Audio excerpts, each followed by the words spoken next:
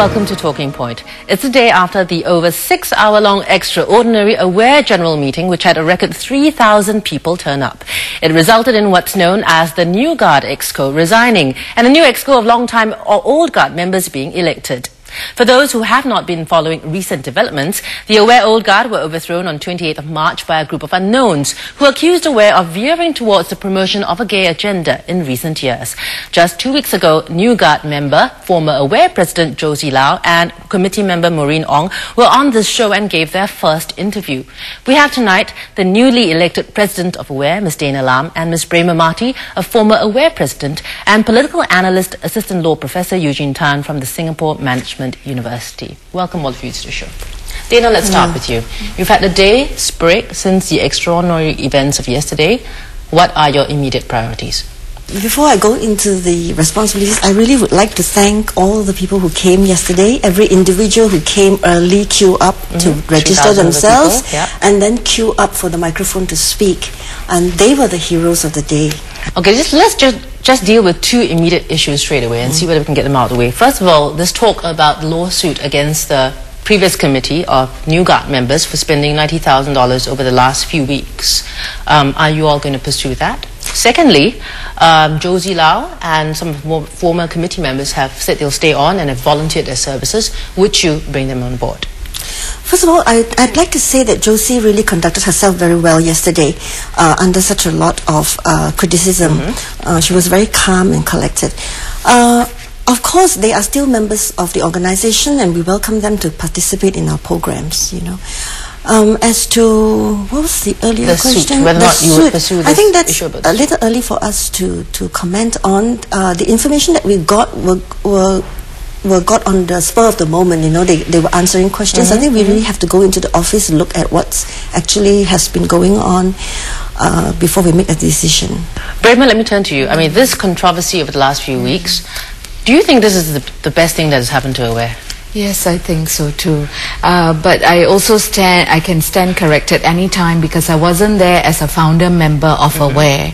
And that fervor and all that you only hear from the founder members, and it also sounds like a huge momentous occasion for them. But this is my experience in civil society in a long time, and I think it was great. It's exhilarating and we are still recovering. I mean, today you wake up, the email is full, the SMSs are plenty, and people are also excited, and I think this is the best thing that has happened, I think, at least I can say quite safely, maybe in the last 15 years in Singapore, where getting people to come up and, you know, say, I care enough, I will queue, as Dana said, as early as possible, and I will come to make that choice count. Both sides. Eugene, what's your take on this? I think it brought the good as well as the bad out of civil society. I think, you know, for a long time we've not seen the sort of activism, the advocacy, the contestation, the mobilization. So I think it did excite, you know, many Singaporeans, you know, the sort of debate that went on, the sort of mudslinging and all. But I think in the end, both camps, you know, their views were known.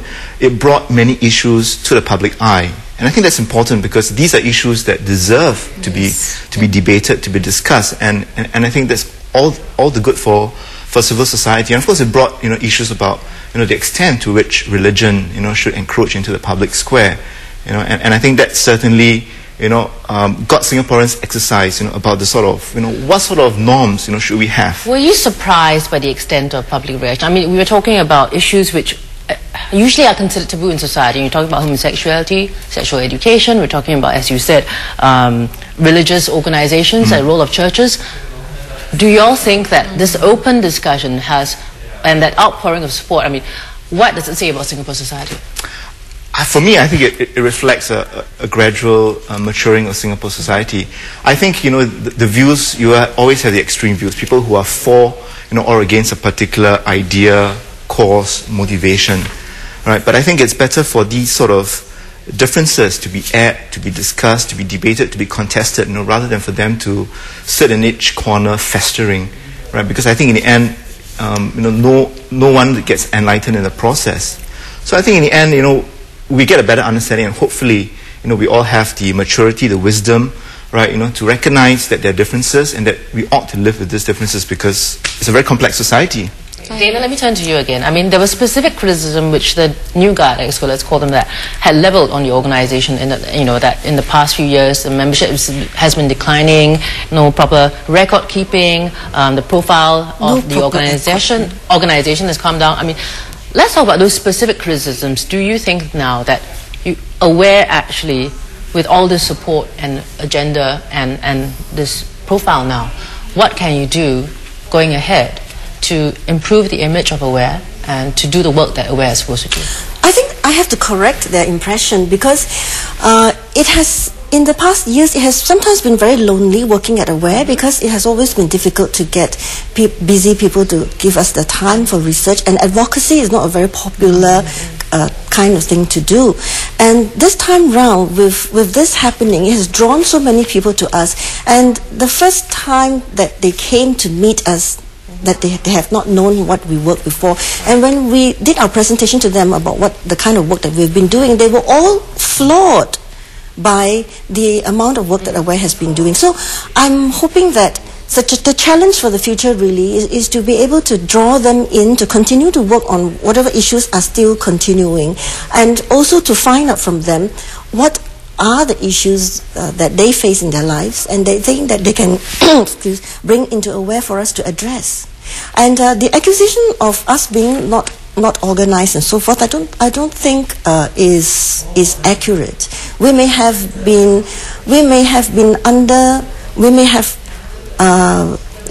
understaffed. We don't have enough volunteers. We may be a little slack sometimes in the administration. I mean, for example, this thing happened because there were loops in our constitution, which we were addressing, but we were not fast enough to put it into effect. And all those things will really fall out. It really happened because there were so few people working on quite a lot of things, and your attention has to be prioritized. Of course, we are now going to look at that and, change the locks in our back doors. Yes.